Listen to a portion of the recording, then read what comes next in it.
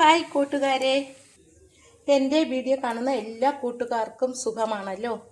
ഞാൻ ഇന്നിവിടെ ഒരു ഇലയില്ലാത്ത ഹെൽത്തി ആയിട്ടുള്ള ഒരു അടയാണ് തയ്യാറാക്കുന്നത്.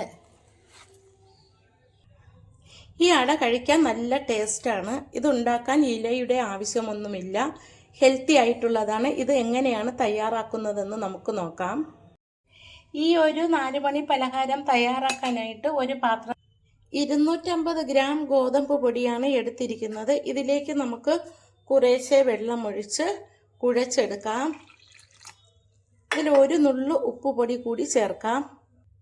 ഒരു നുള്ളു ഉപ്പുപൊടി ഇട്ടിട്ട് നമുക്ക് ഇതൊന്ന് കുഴച്ചെടുക്കാം. കട്ട കെട്ടാതെ കുഴച്ചെടുക്കണം. കുറച്ച് വെള്ളം കൂടി ഒഴിച്ചു കൊടുക്കാം.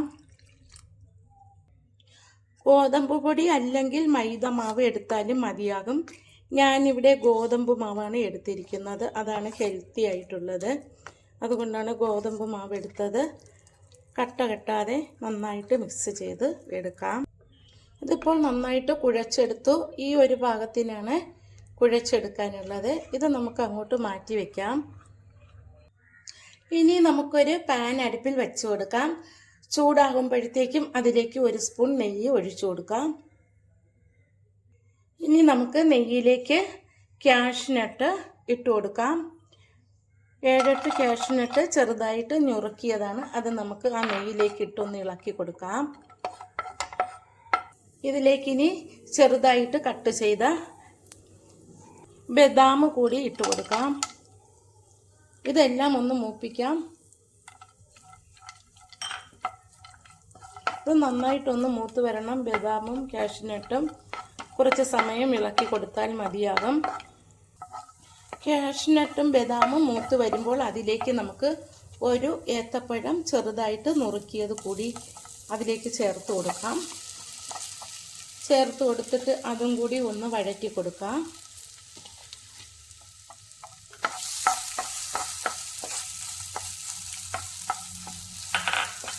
അത് കുറച്ച് സമയം ഒന്ന് വഴറ്റിയെടുക്കാം.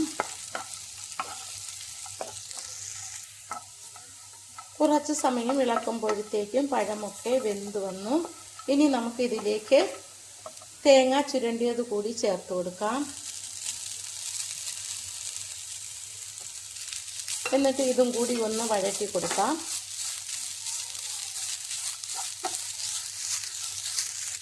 ഇതിലേക്ക് ഇനി 2-3 ഏലക്ക ചതച്ചത് കൂടി ചേർത്ത് കൊടുക്കാം.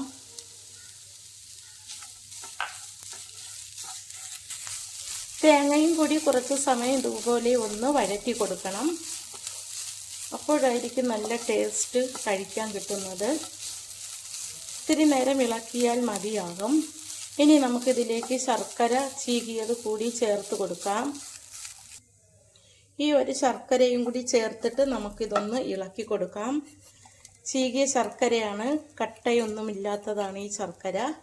ഇനി നമുക്കിതെല്ലാം കൂടി ഒന്ന് നന്നായിട്ട് മിക്സ് ചെയ്ത് കുറച്ച് സമയം ഇളക്കി കൊടുക്കാം.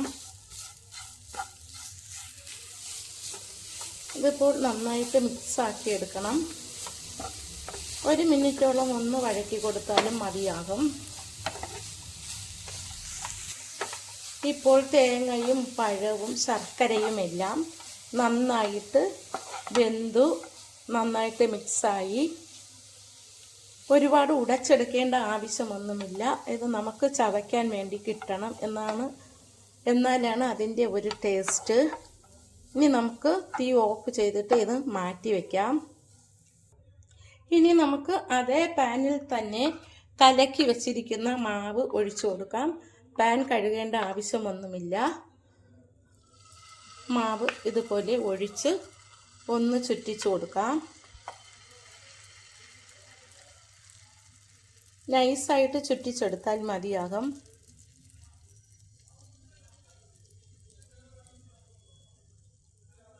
ഇതുപോലെ ചുറ്റിച്ച് എടുക്കണം. വെന്ത് വരുന്നുണ്ട്. വെന്ത് വരുമ്പോൾ നമുക്കിത് മറിച്ചിട്ട് കൊടുക്കാം. ഇതുപോലെ മറിച്ചിട്ടിട്ട് നമുക്ക് ഇതിൽ ഫില്ല് ചെയ്ത് കൊടുക്കാം. നമ്മളിപ്പോൾ മാറ്റി വെച്ച കൂട്ട് നമുക്ക് അതിലേക്ക് ഇട്ട് ഫില്ല് ചെയ്യാം.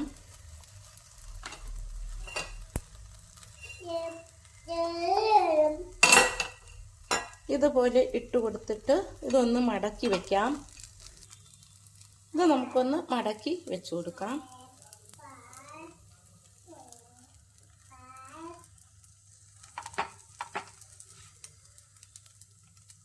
ഇതേപോലെ മടക്കി വെച്ച് കൊടുത്താൽ മതി. ഇതുപോലെ മടക്കിയിട്ട് ഒരു സ്പൂൺ വെച്ച് ഇതൊന്ന് ചേർത്ത് ഒട്ടിച്ചു കൊടുത്താൽ മതിയാകും. ഒരു പാത്രത്തിലേക്ക് മാറ്റി വെക്കാം. ഇതുപോലെ നമുക്ക് എല്ലാം ചുട്ടെടുക്കാം. രണ്ടാമത്തത് നമുക്ക് ഒഴിച്ചു കൊടുക്കാം മാവ്. ഇതുപോലെ തന്നെ എല്ലാം ചുട്ടെടുക്കണം. ഇത് നല്ല ടേസ്റ്റാണ്. നെയ്യിൽ മൂപ്പിച്ച ശർക്കരയും തേങ്ങയും നേന്ത്രപ്പഴവും എല്ലാം വെച്ച് ഫില്ല് ചെയ്ത് ഇത് മുരിയിച്ചെടുത്ത് കഴിക്കാൻ നല്ല ടേസ്റ്റാണ്. ഇതുപോലെ ഓരോന്നായിട്ടും ചുട്ടെടുക്കാം. സ്കൂൾ വിട്ട് വരുമ്പോൾ കുഞ്ഞുങ്ങൾക്കൊക്കെ ഇതുപോലെ തയ്യാറാക്കി കൊടുക്കണം. നല്ല ഹെൽത്തി ആയിട്ടുള്ളതാണിത്. ഇതും അതേപോലെ മറിച്ചിട്ട് കൊടുക്കണം. ഇതിന് ഓയിലൊക്കെ കുറച്ച് മതിയാകും.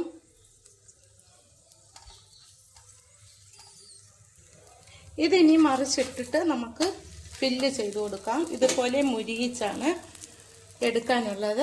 അതിലേക്ക് നമുക്ക് കൂട്ട് വെച്ച് കൊടുക്കാം.